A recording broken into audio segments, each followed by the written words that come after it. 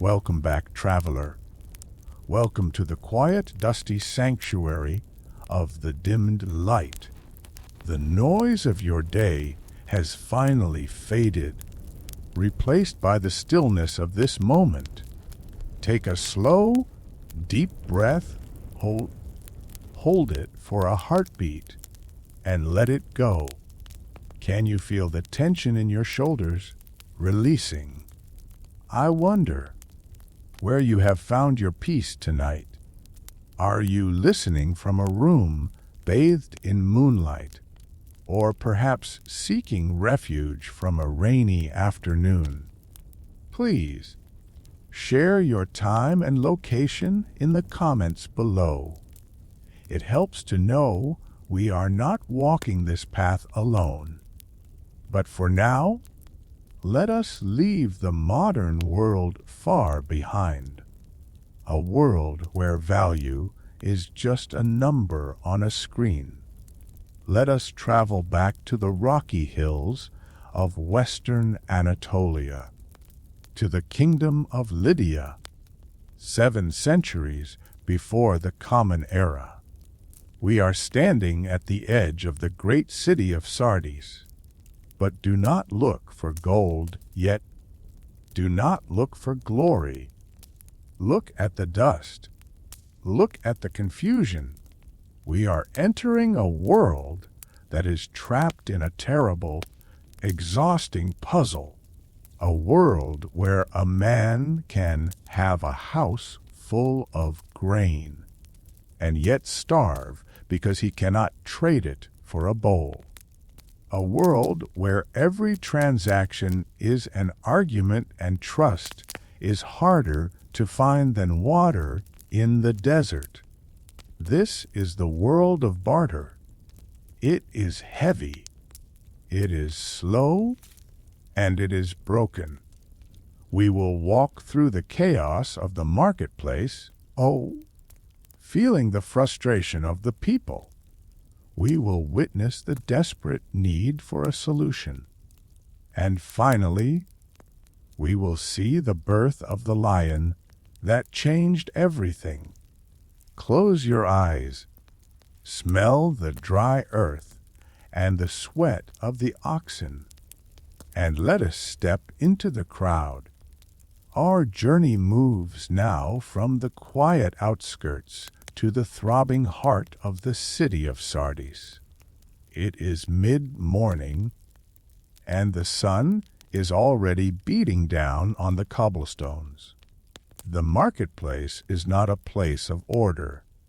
It is a riot of noise and confusion.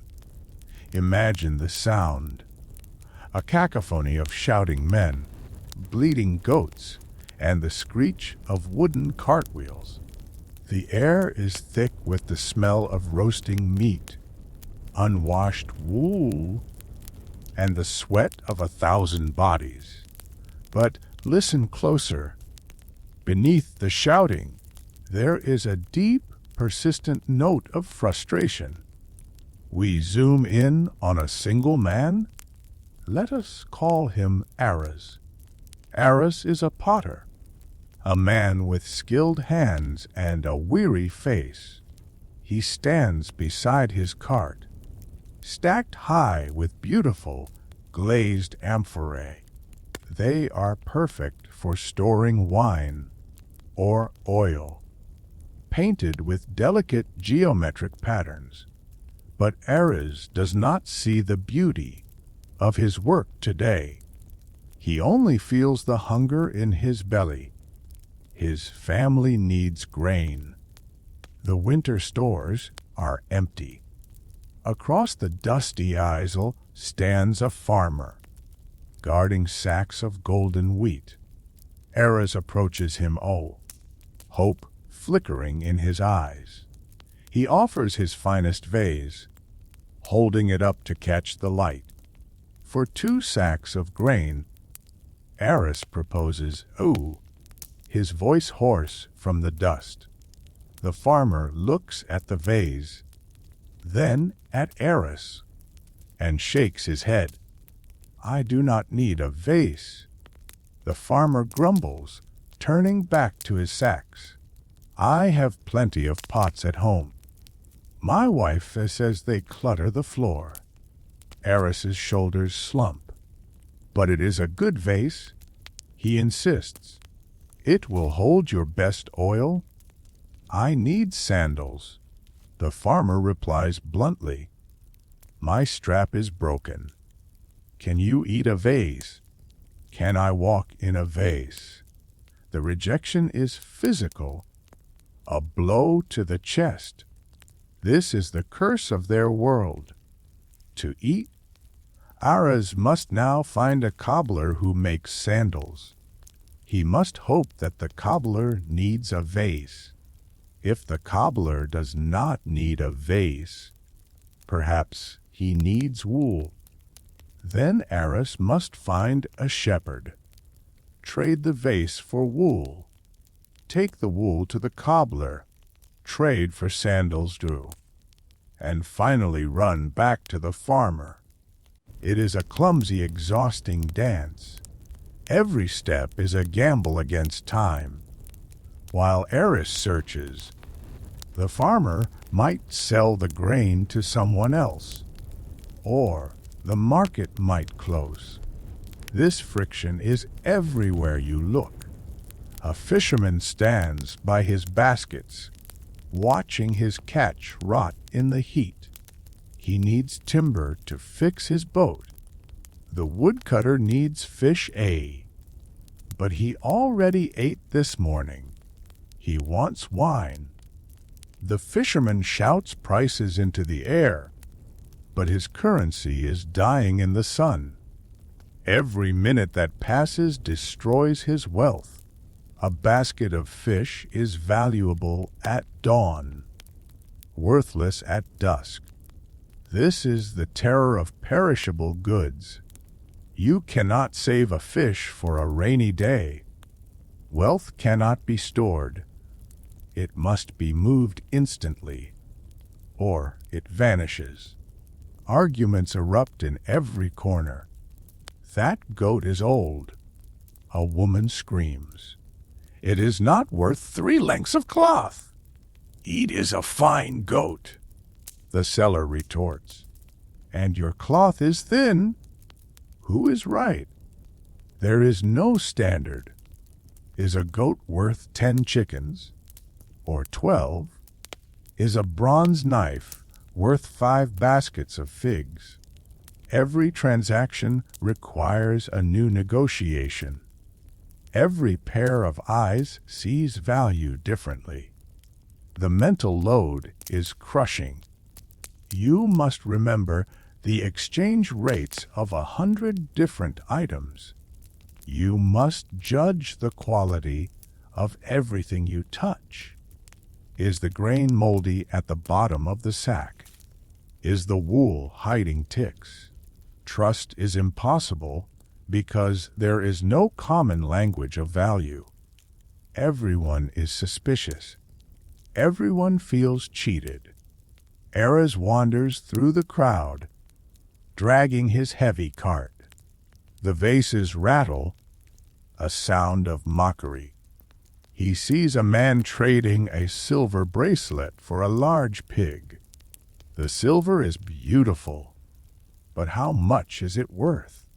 They spend an hour arguing over the weight of the silver, balancing it against stones on a crude scale. The pig squeals. The men shout. The crowd watches. It is slow, so agonizingly slow. Civilization is stuck in the mud of this inefficiency. How can you build a palace or equip an army when you cannot even buy lunch without an argument? The potential of Sardis is vast, but it is choked by this clumsiness. Aras sits down on a stone, wiping the sweat and dirt from his forehead. He is surrounded by goods, surrounded by food, surrounded by wealth. But he is poor, because he cannot unlock the value of his own labor. He looks at the farmer, who is now arguing with a blacksmith. The farmer wants iron, the blacksmith wants cheese. It is a circle of misery. The sun begins to dip lower, casting long, dusty shadows across the square. The desperation rises. Merchants start shouting louder, offering desperate trades.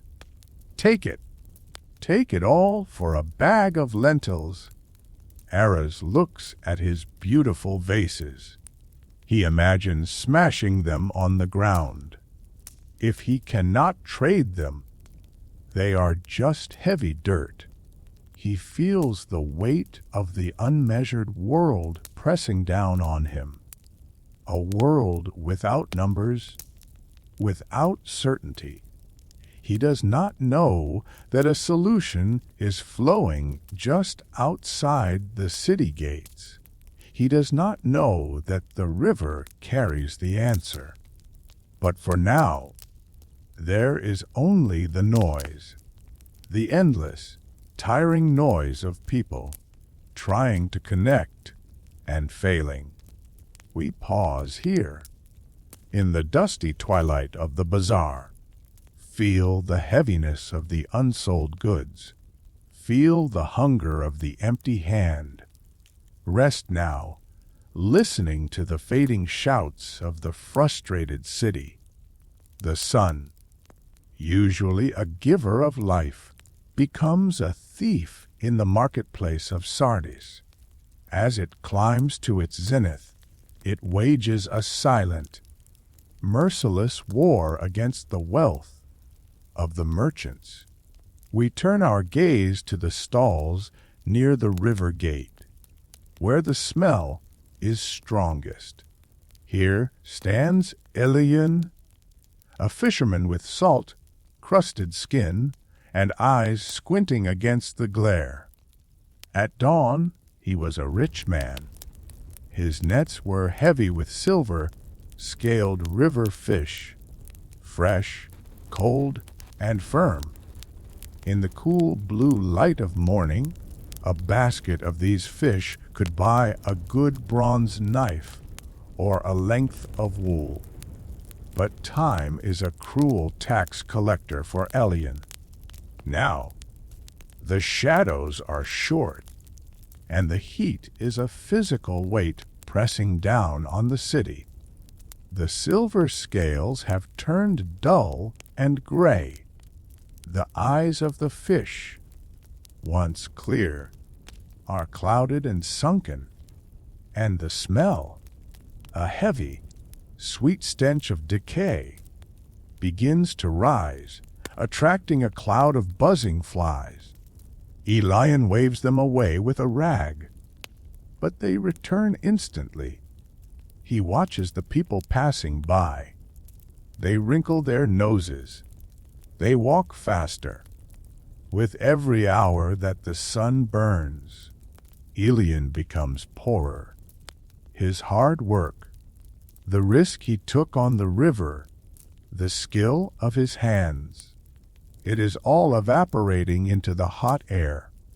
He shouts to a passerby, "Ooh!" a woman carrying a basket of dried figs. "Fresh fish!" he cries, though the word fresh tastes like a lie in his mouth. Trade for figs. The woman stops, looks at the fish, and sees the flies. 3 fish for a handful of figs, she offers. At dawn, 1 fish was worth a whole basket. Elian feels the injustice burn in his gut. He refuses, pride holding him back. But an hour later, the smell is worse. He calls out to a man with firewood. "Take them all," Elian pleads, "just for a bundle of wood." The man laughs. "I don't want rotten meat." Elian realizes with a sinking heart that his wealth has reached zero. In fact, It has become a burden. He will now have to pay someone to haul the rotten fish away, or drag them to the midden heap himself. This is the tragedy of the perishable. Elian cannot save his labor. He worked hard today, but he cannot store that energy for next week when he might be sick. Ooh. Or when the river freezes. He is trapped in the eternal present. He lives hand to mouth, not because he is lazy, but because his money rots. Across the Isle, Aras the potter watches him. Aras has a different problem. His clay pots do not rot. They can sit in the sun for 1,000 years and remain unchanged. But they are heavy, and they are fragile. If he wants to buy a cow, he cannot carry 50 pots to the farm. And if he trips, his wealth shatters into worthless shards. Both men are trapped. One holds wealth that dies. The other holds wealth that breaks. They look at the wealthy merchant, the one we saw earlier with the silver bracelet. The silver does not rot. The silver does not break. It sits in the sun, cool and indifferent. It waits. This is the dream that haunts the marketplace. The dream of a store of value. Something that can freeze time. Something that allows a man to work today and eat a year from now.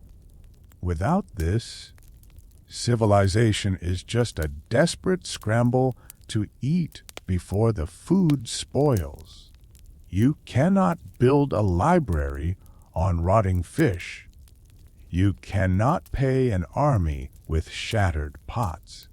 The city needs a vessel for value that is as durable as the earth itself. Elian dumps his basket into the gutter, the fish sliding out in a slimy, gray mass. His day's work is gone. He walks home empty-handed, the sun mocking him. He passes a stream, the River Pactolus flowing down from the mountain. He washes his hands, scrubbing away the smell of failure. He sees a glitter in the sand, a tiny yellow flake. He ignores it. You cannot eat stones. He does not know that the answer to his prayer is lying right there, under the water. He does not know that this yellow metal is the only thing in the world that never rots, never rusts, never dies. It is the ultimate battery for human energy. But for now, it is just a pretty rock, and Elian is just a hungry man. The sun begins to set, cooling the air, but too late for the fish. The market empties. The loss is tallied in the silence of the evening. Another day of labor lost to the friction of the world. We pause here, by the pile of discarded fish. The flies are the only ones feasting tonight. Feel the waste too, the tragedy of lost time. Rest now and dream of something that lasts. The city of Sardis sleeps under the shadow of a giant. Mount Tmolus. From the dark, wooded slopes of this mountain, a river flows down to the valley. It is the Pactolus, a stream that will become more famous than the Nile or the Danube. But it is not the water that makes it special. It is what the water carries. Legend whispers that long ago, the foolish King Midas bathed in these waters. He was cursed with the golden touch, turning his food, his drink, even his daughter into cold, hard metal. Desperate to wash away the curse, he plunged his hands into the Pactolus. The magic left his skin and entered the sand. Since that day, the river has wept tears of gold. But geology tells a story just as fascinating as the myth. Deep within the veins of the mountain, thermal vents boiled for aeons. They pushed a rare mixture of metals toward the surface. Gold, heavy and yellow. Silver, bright and white. Nature, in her chaotic kitchen, fused them together into a natural alloy. The Greeks called it electrum. It is a pale yellow metal air, the color of amber or the morning sun. We zoom in now on the riverbank at dawn. The water is cold and clear, rushing over black volcanic stones. A group of locals are knee-deep in the current. They are not fishing for food. They are fishing for fortune. They hold sheepskins in the water, letting the fleece trap the heavy sediment. This is the origin of the golden fleece myth. They lift the skins, heavy with wet sand, and lay them on the rocks to dry. As the sun hits the fleece, it begins to sparkle. Tiny flakes, rough nuggets, smooth pebbles. They pick them out with trembling fingers. This is white gold. It is beautiful. It is durable. It does not rot like Elian's fish. It does not break like Aras's pots. It seems like the answer to the city's prayers. So, they bring the river's harvest to the marketplace. A man walks up to a stall with a leather pouch full of these nuggets. He wants to buy a fine cloak. He pours the nuggets onto the counter. They clatter with a heavy, pleasing sound. But then the silence returns. The cloth merchant looks at the pile. He picks up one nugget. It is the size of a bean. He picks up another. It is the size of a pea. He picks up a third. It is flat and jagged like a leaf. "How much is this worth?" he asks. The buyer shrugs. "It is gold. It is worth a lot. But is it?" The merchant counters. "It is pale. Maybe it is mostly silver." No. The buyer insists. "It is from the deep pool. It is pure." "And this one?" the merchant asks, holding up a darker lump. "This looks like it has copper in it." The argument begins. The friction of the barter system has not been solved. It has only shifted. Instead of arguing about the quality of a goat, they are now arguing about the quality of the metal. Every transaction requires a scale. Every nugget must be weighed against seeds of carob trees. The carat. But weight is only half the story. What about purity? To know the true value, you would need to melt the nugget down, separate the gold from the silver, and weigh them separately. You cannot do that in a busy market while buying a loaf of bread. So, the electrum becomes a source of suspicion. The rich hoard it because it doesn't rot. But they are afraid to spend it because they might be giving away too much gold for too little goods. The poor look at it with envy all, but they cannot use it. A single nugget is worth a month's wages. How do you buy a single fish with a nugget worth a flock of sheep? You cannot cut it easily. The metal is stubborn, hard. So the white gold remains a luxury item, a curiosity.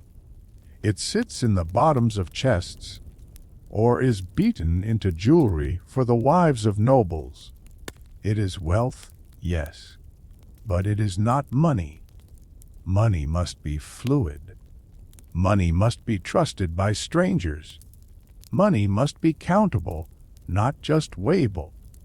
The Pactolus continues to flow, dumping its treasure into the hands of confused men. They have the raw material of a revolution in their palms, but they lack the technology of trust. They need a guarantee. They need a mark that says, "This is true. This is fair. This is mine." High above the river, in the fortified citadel of Sardis, the king is watching. His name is Alyattes, the Lion of Lydia. He sees the confusion in the market. He sees the potential of the river, and in his mind, a roar begins to form. A roar that will be heard across history. We pause here, on the banks of the glittering stream. The metal is cold and wet in our hands. It is waiting for a shape. It is waiting for a soul. Rest now, listening to the river's golden song. High above the confusion of the riverbank and the market, a decision is made. In the cool, stone halls of the citadel of Sardis, King Alyattes realizes that the wealth of his kingdom is paralyzed by doubt.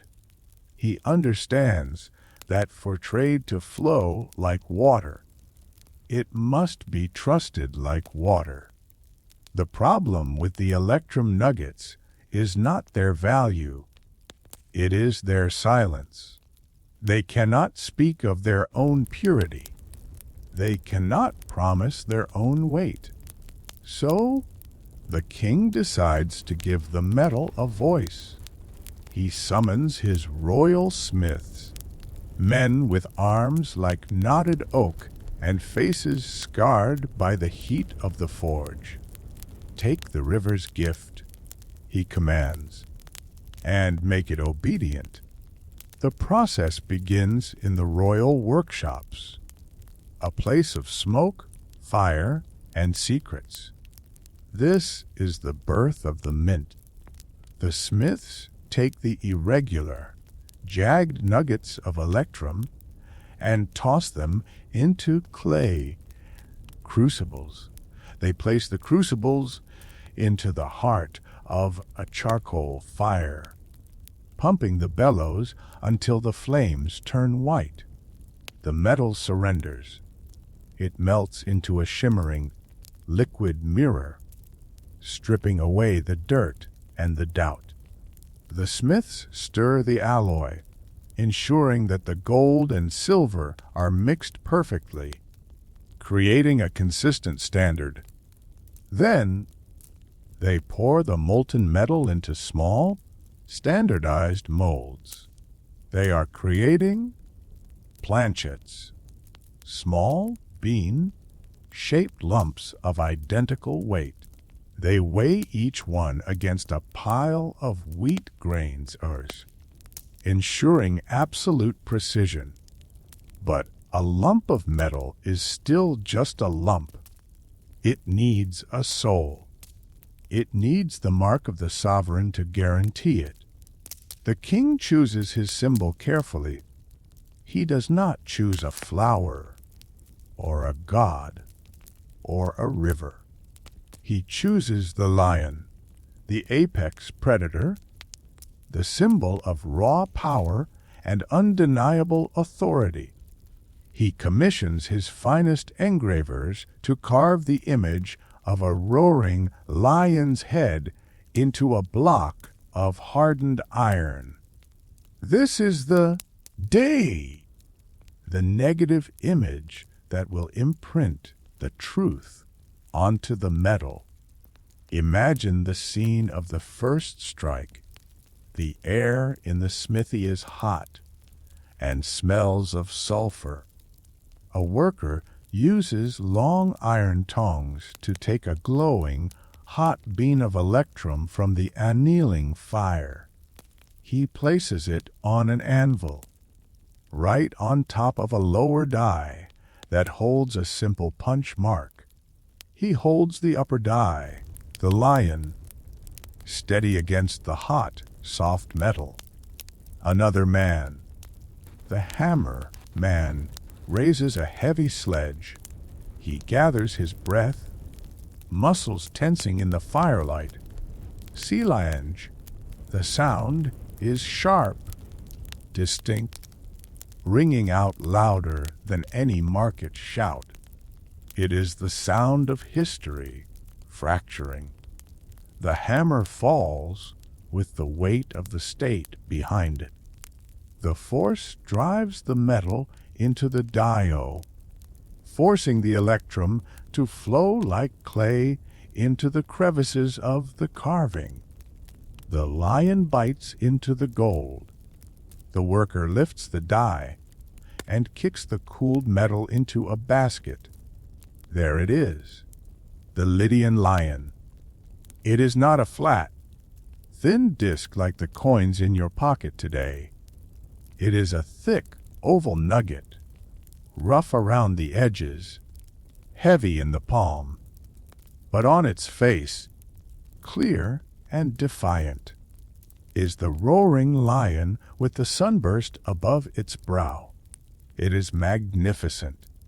It has been transubstantiated from a commodity into currency.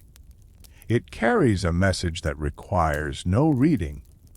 I, Alyattes, King of Lydia, guarantee this weight and this purity. The king holds the first coin in his palm. It is still warm from the blow. He feels the ridges of the lion's mane against his thumb. He realizes he is holding condensed power. With this small object, he has eliminated the scale. He has eliminated the touchstone. He has eliminated the argument. A man no longer needs to weigh the metal. He only needs to see the lion. To count is faster than to weigh. To trust the king is easier than to trust a stranger. The speed of commerce is about to accelerate from a walk to a run. The smiths strike another, and another, and another.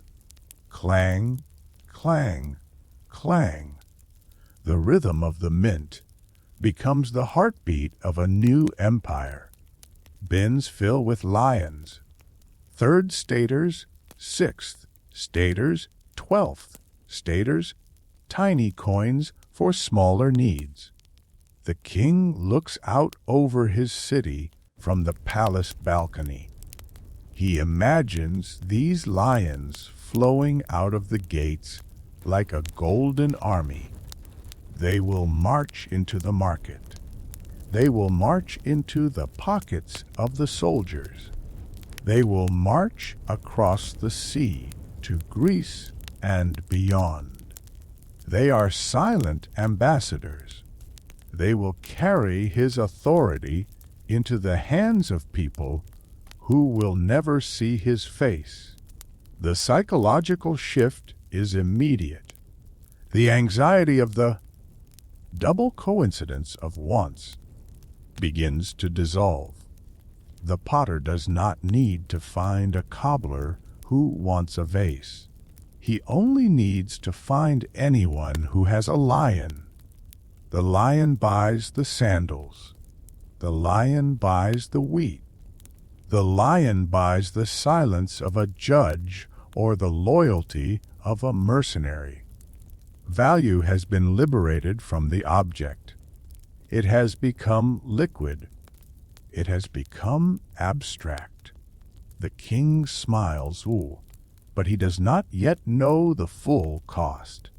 He does not know that this invention will create new kinds of hunger. He does not know that men will kill for these lions in ways they never killed for goats. He only feels the warmth of the gold in his hand. The fire in the mint burns brighter as the sun goes down. The River Pactolus keeps flowing, unaware that its role is done. The gold is no longer in the water. It is in the stamp. We pause here, in the heat of the forge. The sound of the hammer fades into the evening silence. The first coin cools on the stone floor, waiting to be spent. Rest now in the certainty of the stamp. The morning after the hammers struck the first lions, the gates of the citadel groan open. The king's officials descend into the dusty chaos of the market. They do not carry spears or proclamations. They carry heavy leather, sacks that clink with a strange, musical sound. They march to the center of the square, where the arguments are loudest. With a dramatic flourish, an official opens a sack onto a sturdy wooden table. A cascade of gold, silver beans tumbles out, gleaming in the sunlight. The noise of the market falters. Heads turn. Aras the potter, still sitting dejectedly by his unsold vases, stands up. Elian the fisherman, smelling of yesterday's failure, draws closer. They stare at the pile.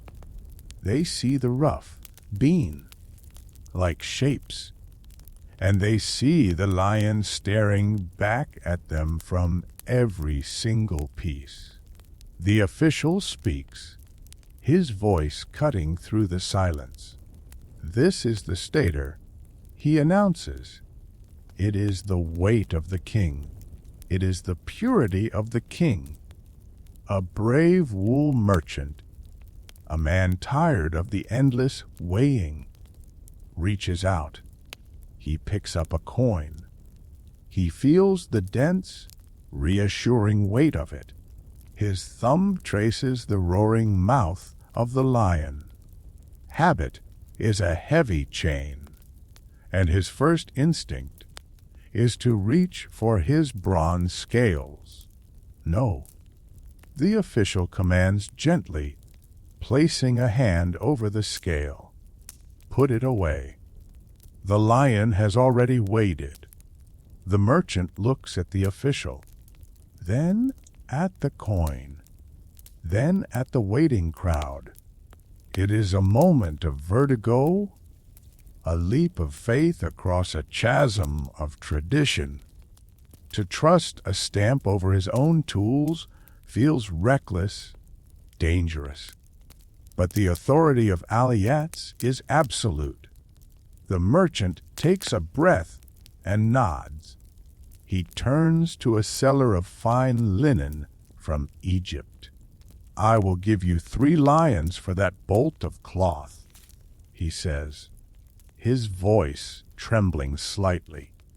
The linen seller looks at the coins. He sees the royal mark. He knows that if the king guarantees it, he can use it to pay his taxes. Don? The linen seller replies. The transaction takes 3 seconds. 3 seconds. Yesterday, it would have taken an hour of haggling and weighing. The wool merchant blinks though, stunned by the suddenness of it. He has the cloth. The linen seller has the coins. And now the magic begins. The linen seller turns immediately to a farmer. 2 lions for your cart of wheat. Done. The coin jumps from hand to hand, like a stone skipping across a calm lake. It moves with a velocity that is dizzying. Aras watches this miracle with wide eyes. A man approaches his cart, holding a small, silver, heavy fraction of a stater, a 12th, for the amphora. The man says, extending his hand. Aras looks at the coin. It is small, almost insignificant compared to his large, heavy pot. But he remembers the linen seller. He remembers the wheat. He takes the coin. It is cool and hard in his palm. Don. Aras whispers. The man takes the vase and walks away. Aras stands there, holding the coin. He realizes he is holding condensed energy. He does not need to find a cobbler who wants a vase anymore. He runs to the sandal maker. 1/12 for new sandals. He says, showing the lion. The cobbler smiles. The lion is always welcome here. He hands Aras the sandals.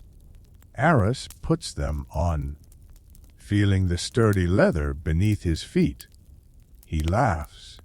It is a sound of pure, unadulterated relief. He runs to the baker. He buys bread for his family and a sweet cake for his son. In 1 single hour, he has accomplished what used to take him a week of suffering. The friction is gone. The sand has been blown out of the gears of the world. Across the market, Elian sells his fresh catch for 3 small coins. He puts them in his pouch. They do not rot. He can keep them. He can save them for tomorrow, or next week, or next year. He has captured his labor and frozen it in time. The market begins to hum with a different energy. It is no longer the sound of argument. It is the rhythmic chink, chink, chink of the new god. Sardis begins to glow with a new, aggressive prosperity. Shops fill with goods, attracted by the easy payment. The city grows rich, not just in material, but in time. Time saved in the market is time spent creating, building, living. But amidst this golden explosion, a subtle shadow falls. The coin separates the purchase from the person. Aras did not ask the baker about his health today. He just handed over the coin. The bond is now between the man and the metal, not the man and the man. But as Aras walks home, his belly full and his feet shod, the loss of intimacy feels like a small price to pay. He feels the heavy, comforting lump of a saved coin in his pocket. It is a piece of the future. The sun sets over Sardis, but the city does not sleep as early as it used to. Lanterns glow in the counting houses. The rhythm of the new world has begun. We pause here, in the bustling streets. Listen to the sound of the coins cascading into a chest. It is the sound of the world accelerating. Rest now, knowing that the trade is made. The coin did not just speed up the market. It changed the very structure of the city. Before the lion, wealth was heavy, land, herds, grain. Now, wealth was light. It could be stacked in a chest, hidden under a floorboard. We see the rise of a new kind of man in Sardis. He is not a potter like Aras, nor a fisherman like Elian. He produces nothing with his hands. He is the kapellos, the merchant. He buys the grain from the farmer for 2 coins and sells it to the baker for 3. He captures the value in the middle. In the old world, he was a suspicion, a parasite. In the new world of the lion, he is a king without a crown. We see him building a house of stone, taller than the farmer's barn. He wears robes dyed with purple, a color once reserved for gods and royals. The social order begins to shift, the tectonic plates of class grinding against each other. The old nobility, rich in land but poor in coin. Look at these new men with scorn and envy. They have fields, yes, but you cannot carry a field in your purse to buy a fine sword. The coin gives the merchant mobility, freedom. But the greatest change happens in the palace of King Alyattes. The king looks at his treasury, overflowing with the golden harvest of the mint. He realizes that the lion gives him a power greater than loyalty. It gives him the power to buy swords. In the past, if he wanted to wage war, he had to call upon his nobles.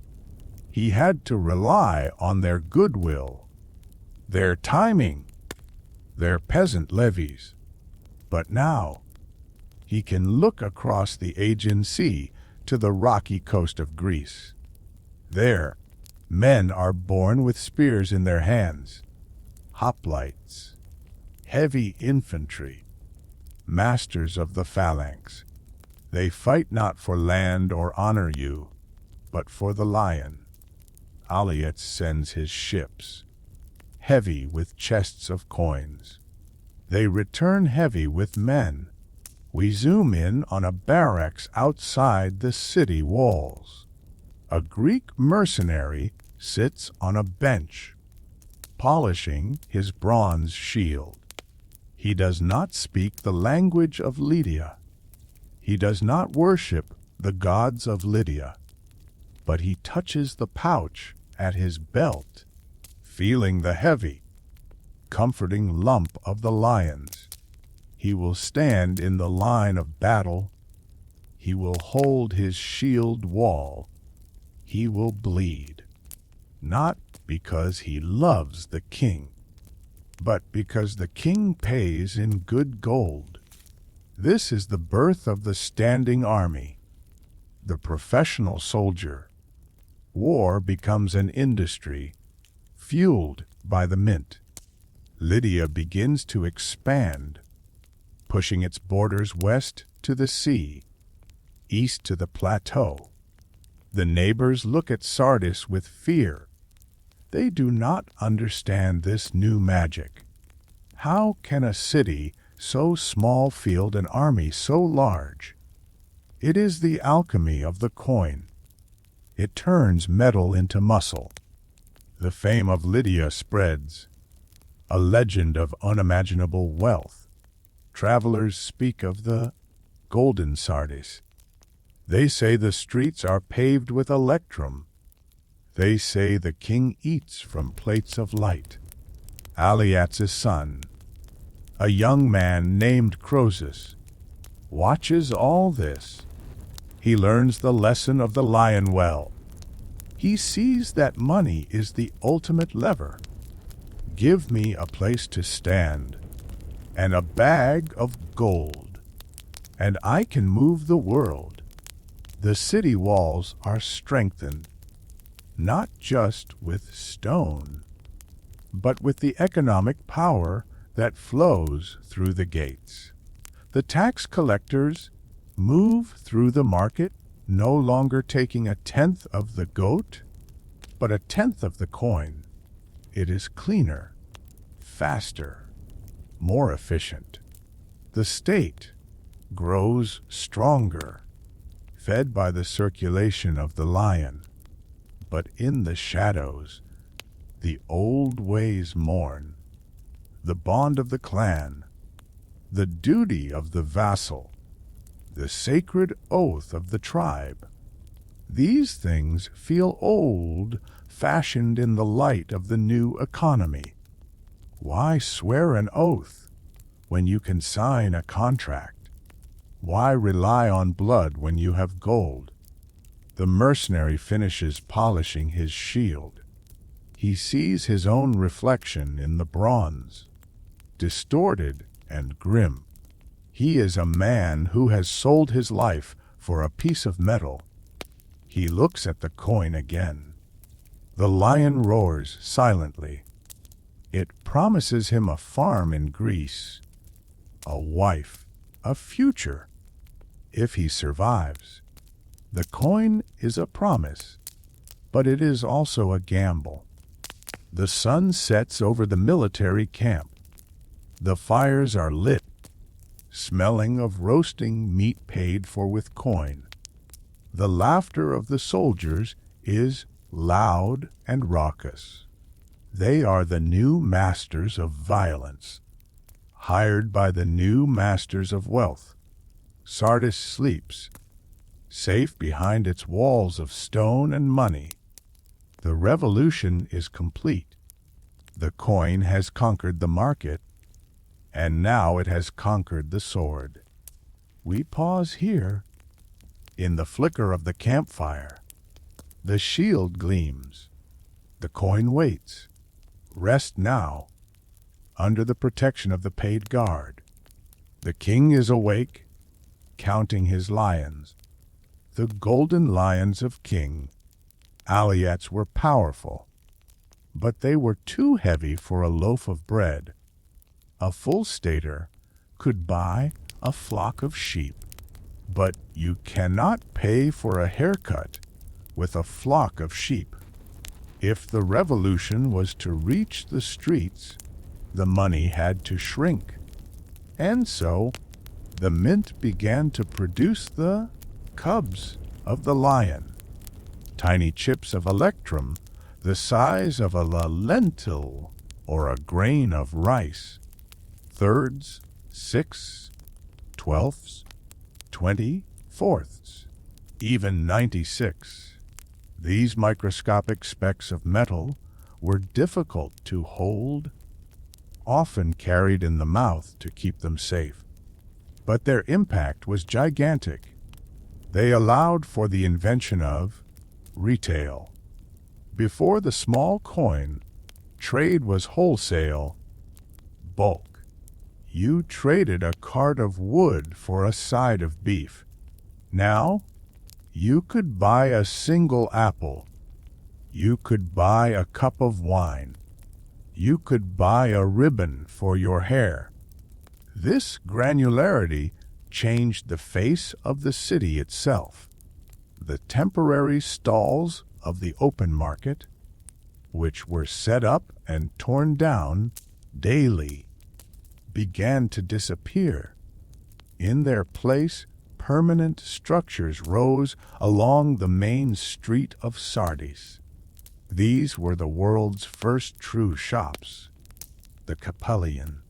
We follow Lydia, the wife of Aras the potter. As she steps out of the hot sun, she enters a room with thick stone walls and a cool, shaded interior. It smells of cedar wood, dried rose petals, and expensive oil. This is not a place of frantic bartering. It is a place of seduction.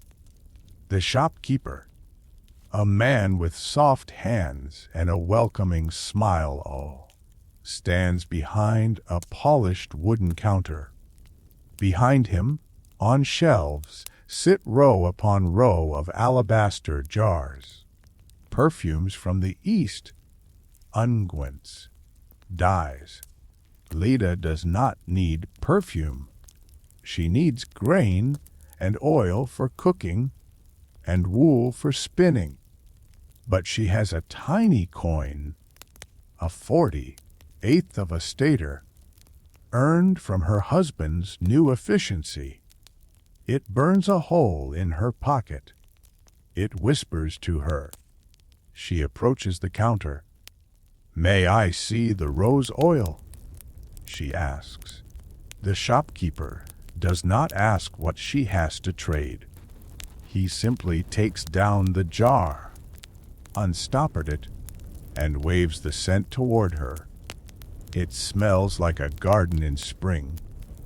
Lydia closes her eyes, inhaling the luxury.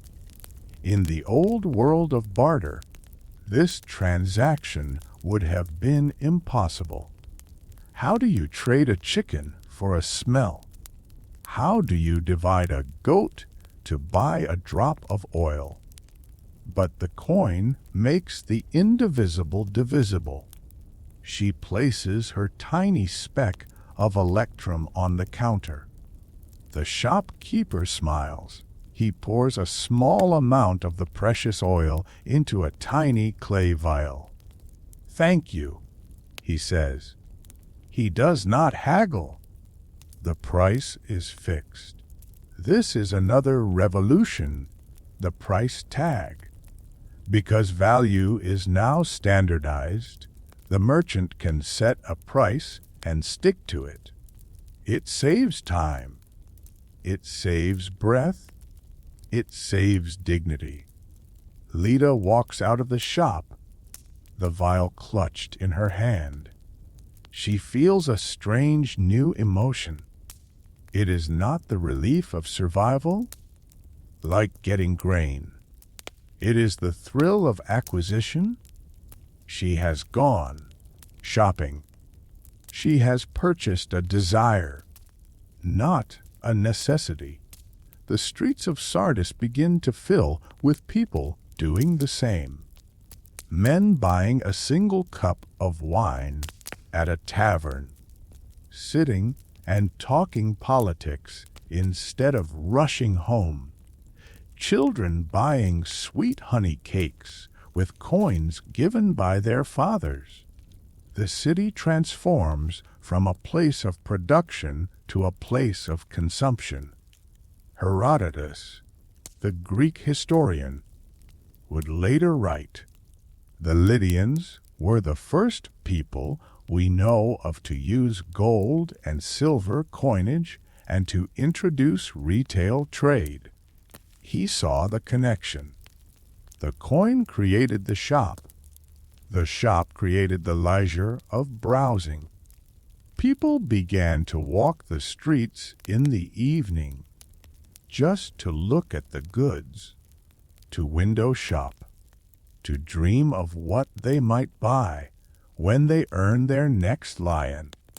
The economy shifted from push, "So I need to get rid of my pots," to pull, "So I want that perfume." Desire became the engine of the market, and the fuel for that engine was the tiny easy to spend coin.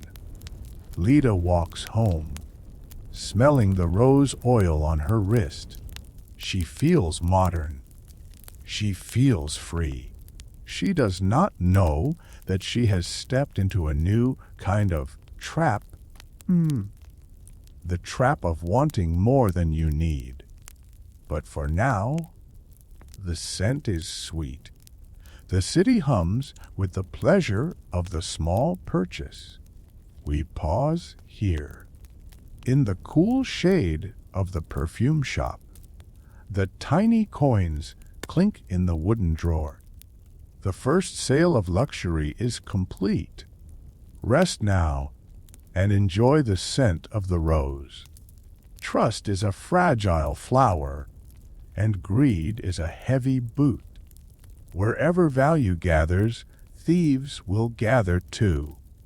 The Lydian Lion was built on the promise of the king. But soon, dark whispers began to circulate in the back alleys of Sardis. It started with a merchant named Galenos. He was counting his earnings by candlelight, stacking the small, bean-shaped coins. One of them felt wrong. It looked perfect. The lion roared on the front. The weight seemed correct, but when he dropped it on his wooden table, it did not ring with the clear, high-pitched ping of electrum. It landed with a dull, heavy thud. Suspicion, cold and sharp, pierced his heart. He took a small chisel and scratched the surface of the coin. The pale yellow skin peeled away easily. Underneath, dark and ugly, lay a core of lead. It was a lie wrapped in a thin skin of gold. Galenos stared at the fake coin in horror. If this one was false, how many others? The plated coin had been born. Clever, unscrupulous smiths had realized they could cheat the king's guarantee. They took a cheap piece of lead or copper, shaped it like a bean, and dipped it in molten electrum.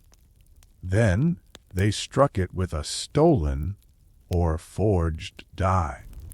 To the eye, it was a stater. To the scale, it was close enough. But to the truth, it was worthless. This discovery sent a shockwave of panic through the market. The golden velocity we saw earlier stumbled. Merchants began to bite coins again. They began to cut into them with knives, test cuts. That marred the beautiful art.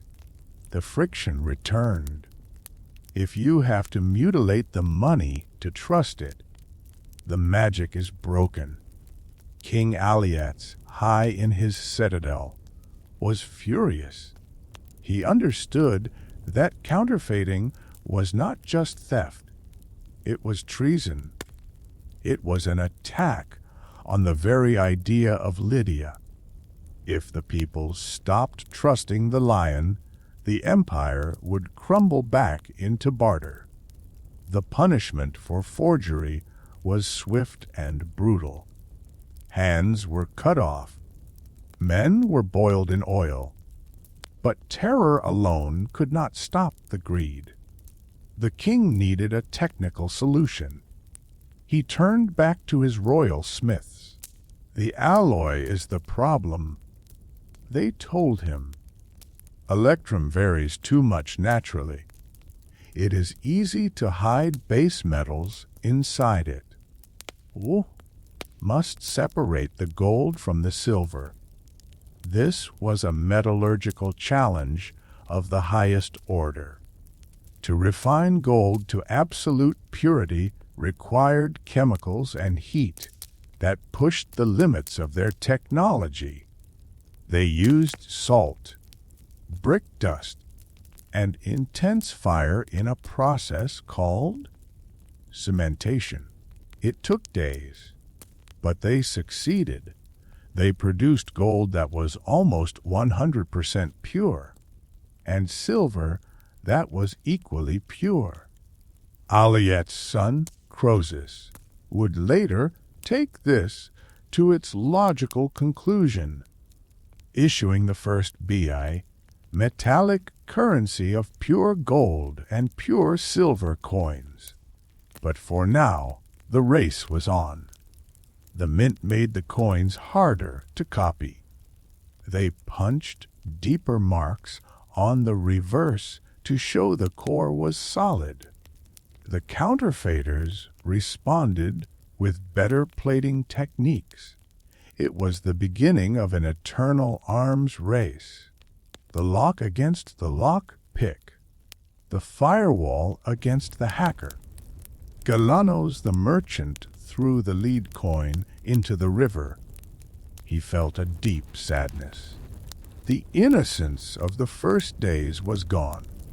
He realized that the coin demanded a new kind of vigilance. You could no longer just trust the symbol. You had to be a judge of metal. The market became a place of sharper eyes and harder hearts. Trust was still possible, but it had to be verified. The sun sets over a city that is richer but more cynical. The shadows in the corners seem a little darker tonight. The false lion sleeps in the mud of the riverbed, a monument to the first lie. We pause here, examining the scratch on the surface. All that glitters is not gold. Rest now, but keep your eyes open. The struggle against the counterfeiters taught the Lydian kings a hard lesson. An alloy, no matter how beautiful, is always vulnerable to doubt. Nature is messy, mixing gold and silver in random amounts. But a king demands order. When Alyattes passed into the silence of the tomb, his son ascended the throne. His name was Croesus. He was a man of immense ambition, not content to merely rule a kingdom of merchants. He wanted to rule the very concept of value. He summoned the royal refiners, the masters of the fire. He gave them a task that seemed impossible. Do not just stamp the metal, he commanded. Purify it. I want the sun without the moon. I want the gold without the silver. The workshops of Sardis became laboratories of intense heat and dangerous chemicals. The smiths developed a process known as cementation. They packed the electrum nuggets into clay pots, surrounding them with salt and brick dust. They heated the pots for days, keeping the fire at a precise, hellish temperature. Inside the dark vessels, a chemical war was raging. The salt attacked the silver, turning it into chloride, eating it away from the gold. When the pots were finally cooled and broken open, the result was miraculous. The metal inside was no longer pale yellow. It was a deep, rich, buttery orange, pure gold. And from the residue, they recovered the silver, equally pure, bright as the moon. Croesus had separated the twins of the earth. With this breakthrough, he created the world's first bimetallic currency. He struck coins of pure gold for high-value trade, for buying ships, palaces, and armies, and he struck coins of pure silver for the daily life of the city, for wages, wheat, and wool. He established a fixed exchange rate between them. One gold coin was worth exactly 13 silver ones. This was a stroke of administrative genius. It created a system of total clarity. A merchant from Babylon could look at a crusade, as the coins were called, and know exactly what he held. He did not need to guess the alloy. He did not need to scratch the surface. The purity was absolute. The trust in the Lydian currency skyrocketed. It became the dollar of the ancient world, the reserve currency of every king and tyrant from Greece to Persia. And with this trust came unimaginable wealth. Sardis became a magnet for the world's gold. It flowed into the city in rivers, piling up in the treasuries of Croesus. He became a figure of myth. The Greeks, who loved a good story, whispered that his very touch turned things to gold. They coined the phrase, "rich as Croesus," a phrase we still use 3,000 years later. He built temples of stunning beauty. He sent gifts to the oracle at Delphi, massive statues of solid gold, bowls of silver so large a man could bathe in them. He was showing off, yes, but he was also demonstrating the power of his invention. He was proving that Lydia was the center of the world's economy. We zoom in on the king himself, sitting on his throne of ivory and gold. He holds a pure gold stater in one hand and a pure silver stater in the other. The lion on one, the bull on the other. Sun and moon, day and night. He feels a profound sense of control. He has tamed the chaos of the marketplace. He has defeated the friction of barter. He has even outsmarted the counterfeiters, at least for now. His kingdom is at peace, humming with the sound of commerce. The potter Aras is now a wealthy guild master, employing 10 men. The fisherman Elian has a fleet of boats.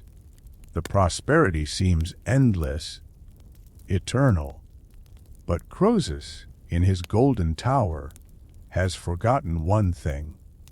Wealth attracts envy, and great wealth attracts great predators. To the east, a new power is rising.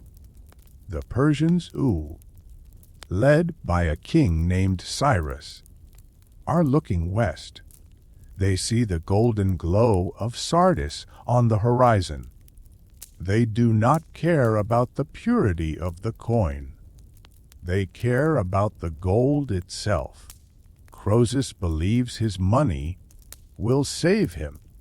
He believes he can buy any army, bribe any enemy. He trusts in the metal more than he trusts in the sword. It is the fatal flaw of the merchant king. He thinks everything has a price, but some things, like destiny, cannot be bought. The sun sets over the golden city. The light reflects off the gilded roof tiles, blindingly bright.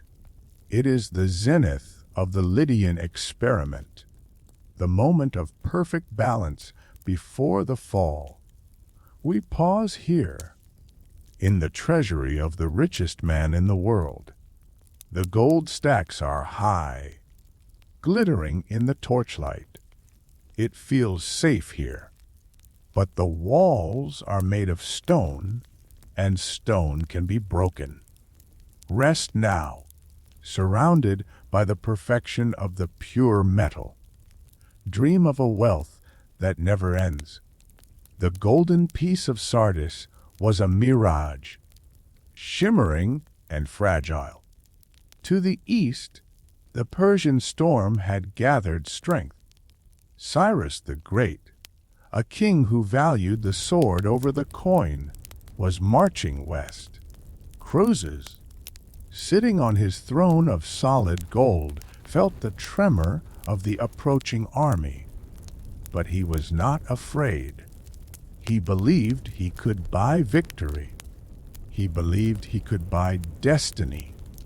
To be certain, he sent his fastest messengers to the oracle at Delphi. They carried gifts that are still legendary. Statues of lions made of pure gold, mixing bowls of silver so large they could hold 600 amphorae of wine. He bought the god's favor with the fruit of his mint. The question he sent was simple. Should I attack the Persians? The Pythia, inhaling the sacred vapors of the earth, gave an answer that echoed through history. If you cross the river Halys, you will destroy a great empire. Croesus smiled. He heard what he wanted to hear. He saw the Persian Empire crumbling before his golden army. He did not pause to consider that the great empire might be his own. He mustered his forces, mercenaries, paid with the bright stater, and marched to the river Halys.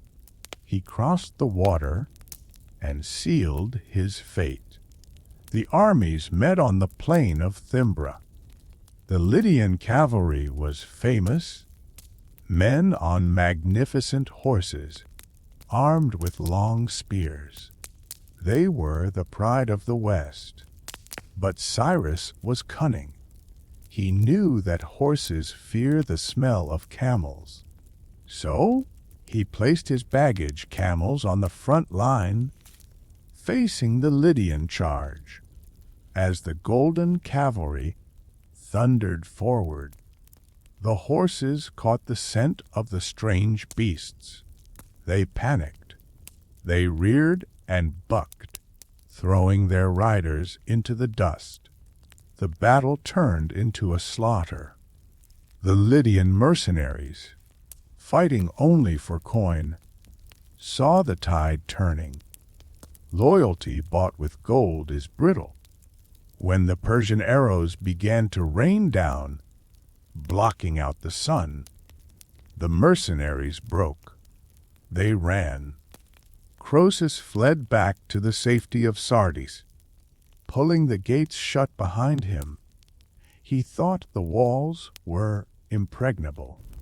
He thought he could wait out the siege in luxury, eating from his silver plates, while Cyrus starved outside. But the Persians were like water. They found the cracks. On a moonless night, a Persian soldier saw a Lydian guard drop his helmet down a steep, unguarded section of the cliff. The guard climbed down to retrieve it, revealing a hidden path. The Persians followed. The city woke to the sound of screaming and the smell of smoke. Sardis, the golden citio, had fallen. The soldiers of Cyrus poured into the streets, ignoring the market stalls, heading straight for the palace. They breached the treasury doors, and there, amidst the mountains of coins law, stood Croesus. He was a king of ashes now.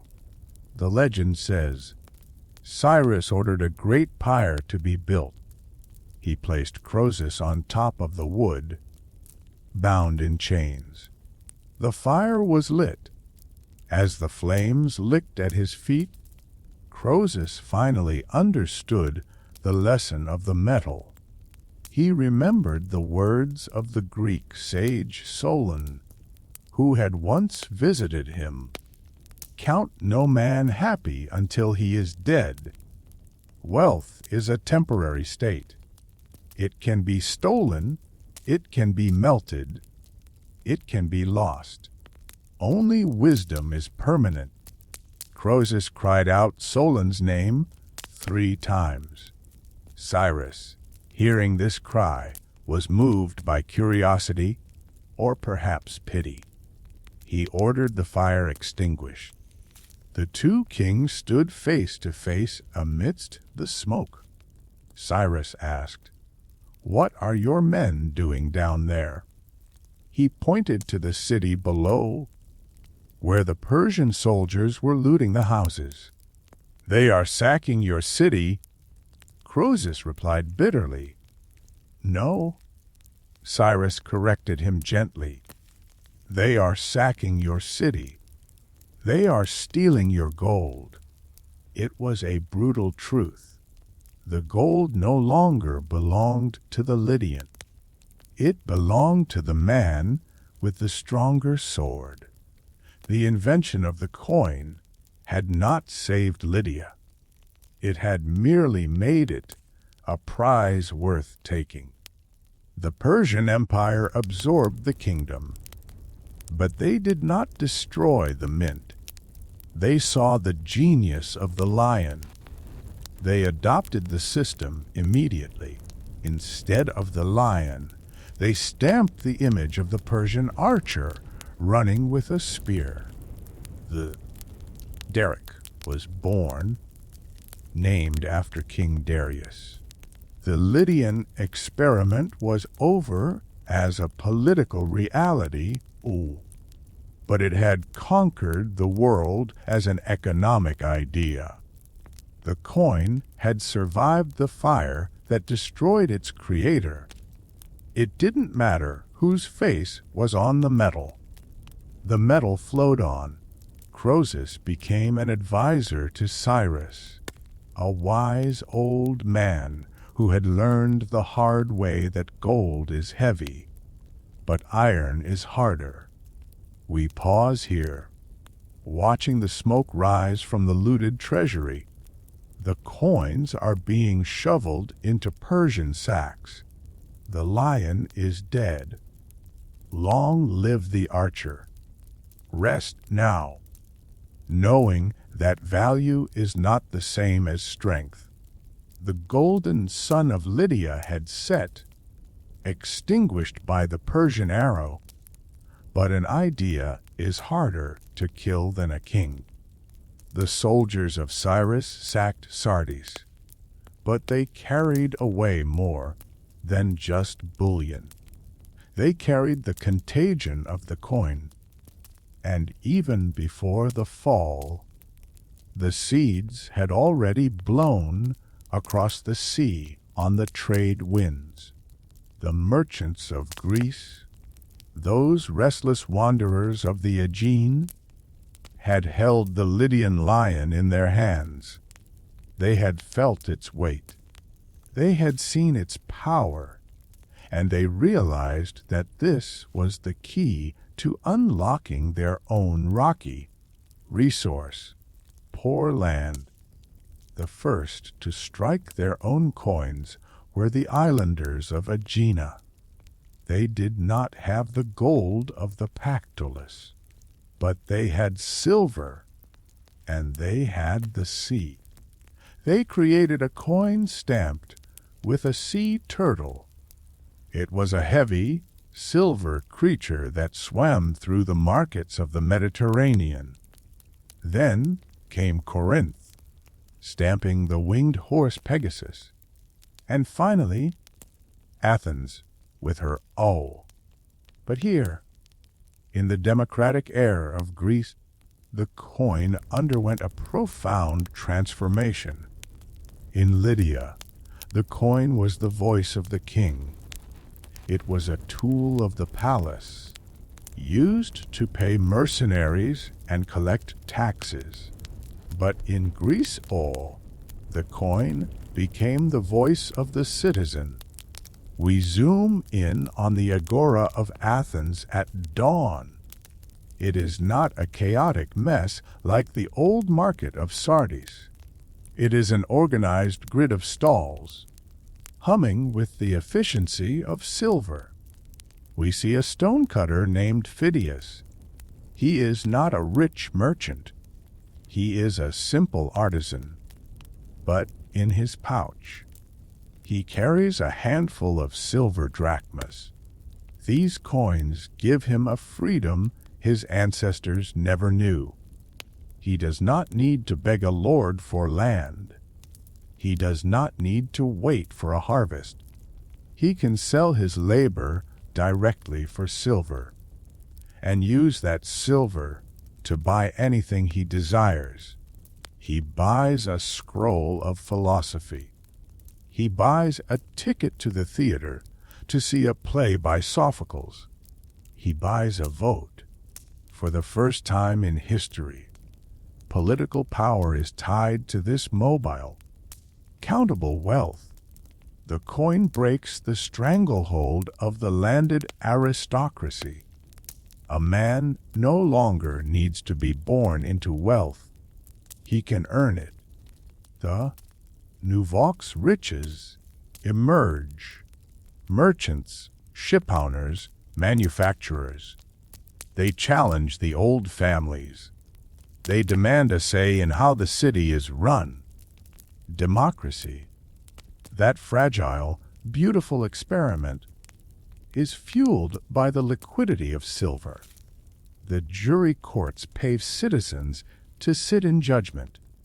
The fleet pays rowers to defend the city. The coin is the blood that keeps the democratic heart beating. But as the use of money spreads, the memory of the old ways begins to fade. The children playing in the agora have never seen a barter trade. They do not know the frustration of Aras the potter. They assume that bread has a price in coins, just as the sky has a color and the sea has salt. The struggle of the past, the desperate, double coincidence of wants, is forgotten. It becomes a myth, a story told by grandfathers. In my day, an old man says, we had to trade a goat for a plow. The children laugh. It sounds absurd to them. Why would you carry a goat when you can carry a drachma? The mind of humanity has been rewired. We have learned to think in numbers. We have learned to abstract value. We have learned to trust the symbol more than the object. The Lydian Lion may be dead, melted down into Persian derricks, but its roar echoes in every clinking purse in Athens. The transition is complete. The world of barter has slipped into the shadows, pushed out by the bright, shining light of the coin. We pause here, in the bustling, efficient agora. The silver shines in the sun. The arguments are over prices, not over values. Rest now in the clarity of the count. The coin conquered the market too, but its final victory was over the human mind. As the shiny discs of electrum and silver multiplied, they began to rewire the way people thought about their own lives. The first and most profound change was the relationship with time. In the old world of Aras the potter, time was an enemy. Time rotted the fish. Time weevilled the grain. Time rusted the iron. Wealth was a fleeting thing, something to be consumed or traded quickly before it died. You could not truly plan for a distant future because your means of survival were perishable. But the coin was immune to time. It did not rot. It did not rust. It sat in the palm of your hand, cold, hard, and eternal. This physical durability created a new psychological space, the future. Aras realized that he could work hard today, sell his pots all, and not spend the money. He could put the lion in a jar, and he could bury that jar under the floorboards of his house. 10 years from now, when his strength failed him, or when his kiln broke, the value would still be there. He had discovered savings. It was a revolutionary act of defiance against the decay of nature. It allowed a man to project his will forward in time. He could save for a bigger workshop. He could save for his son's education. He could save for his own old age. The coin turned the future from a terrifying void into a landscape that could be built. But this power came with a dark twin hoarding.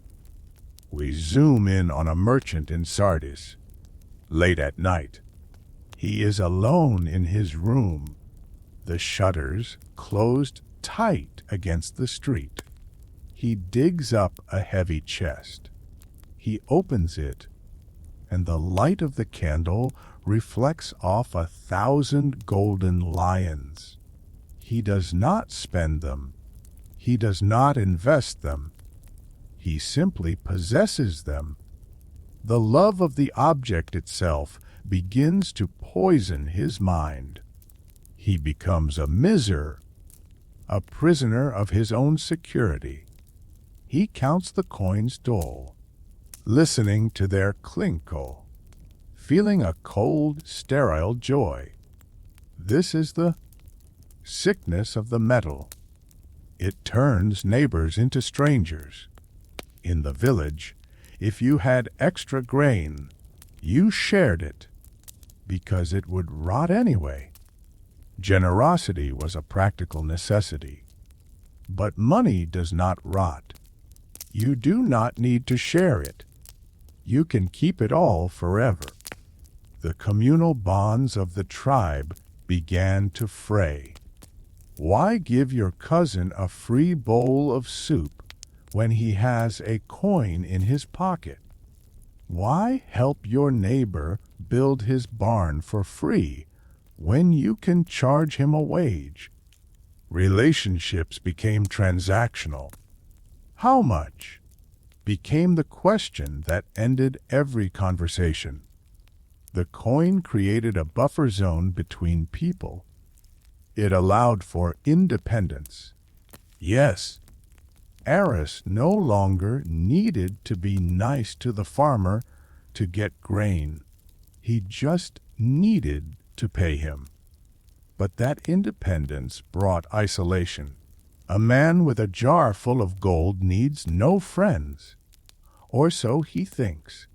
The city of Sardis grew richer, but it also grew colder. The warmth of the shared fire was replaced by the cold glow of the hidden stash. People began to view each other not as kin, but as economic opportunities or threats. The thief became a greater fear than the wolf. Locks became more complex. Walls became higher.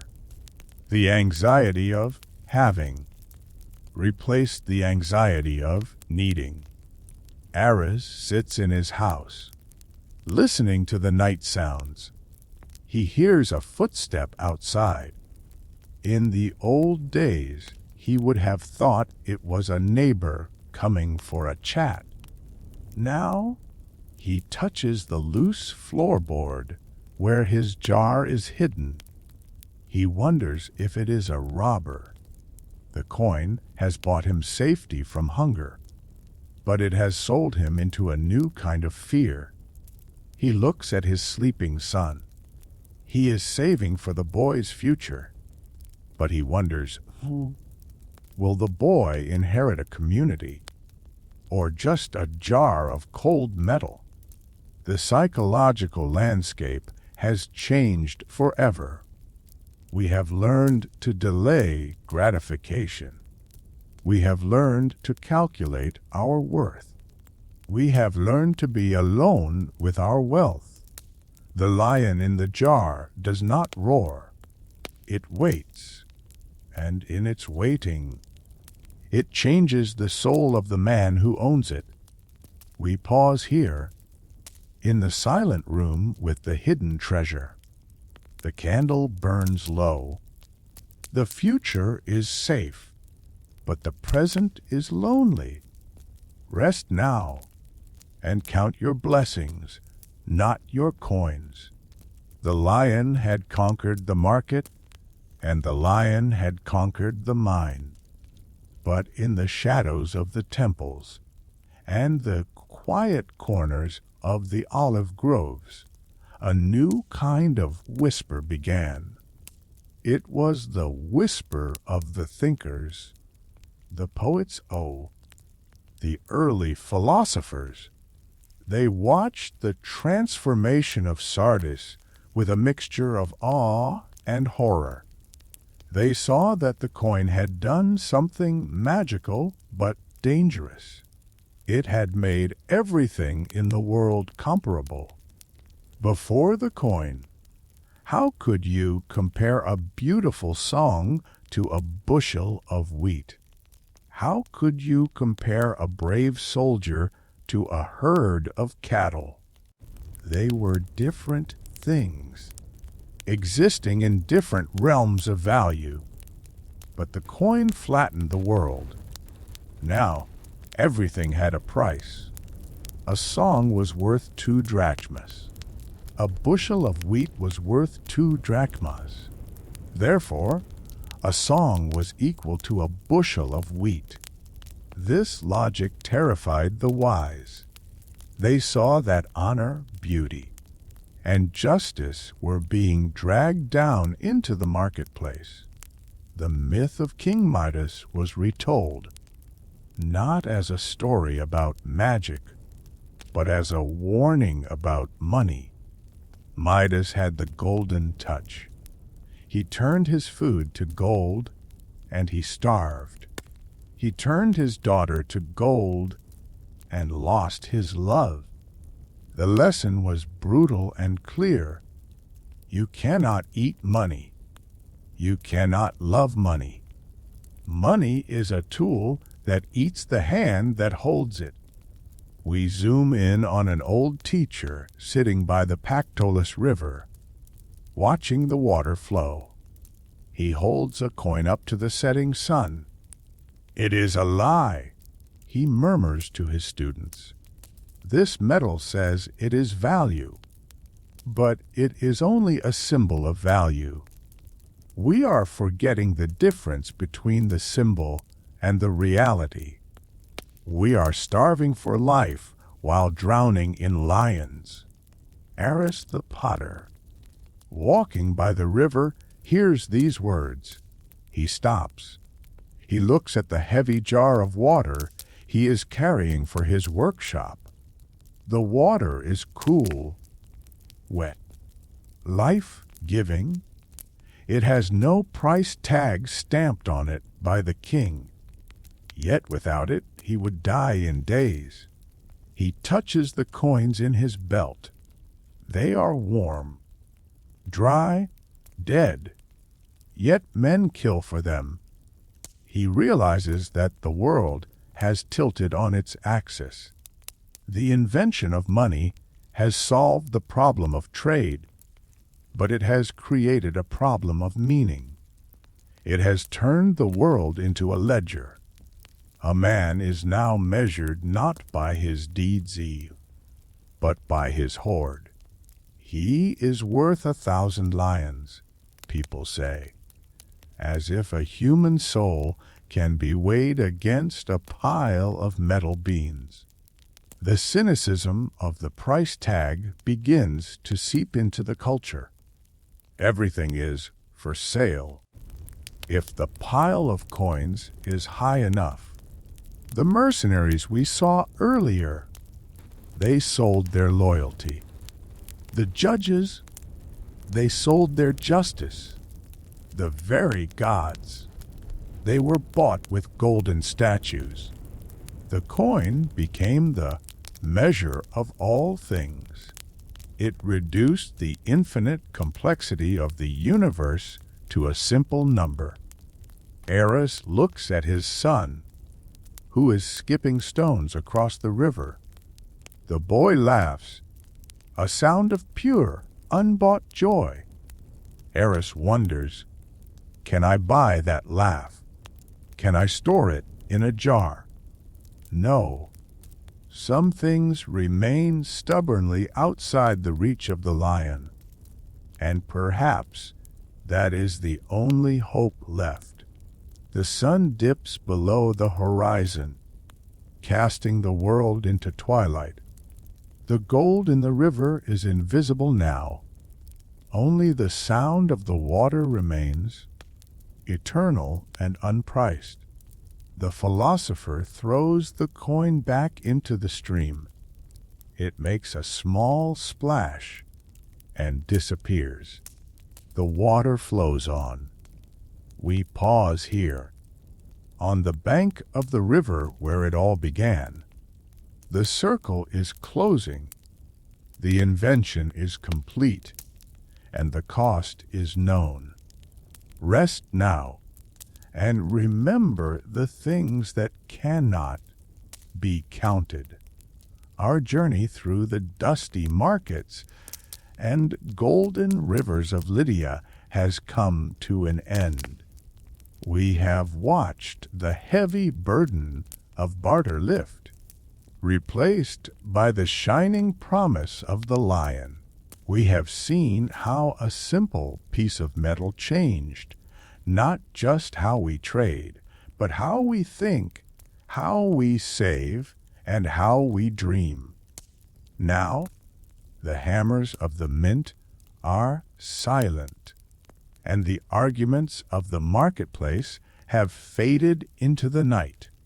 Take a deep, slow breath and feel the quiet that follows the transaction. Release the worry of numbers, the anxiety of the price tag, the weight of the future. In this moment, there is nothing to buy, nothing to sell, nothing to weigh. You are simply here. Value is, after all, just a story we agree upon. But peace is something real. I hope this exploration of the first coin has brought you a new perspective on the world we navigate every day. Thank you for spending this twilight hour with the dimmed light, investing your most precious resource, your time, in our shared history.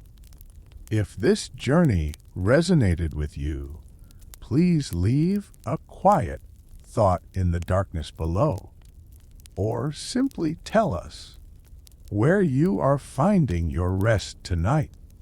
Your presence is the true currency of this channel, more valuable than any electrum. Drift away now, leaving the ledger balanced and closed. The lion sleeps in the museum. The river flows to the sea, and so should you. Good night, friend. Until the next story calls us from the shadows, sleep well.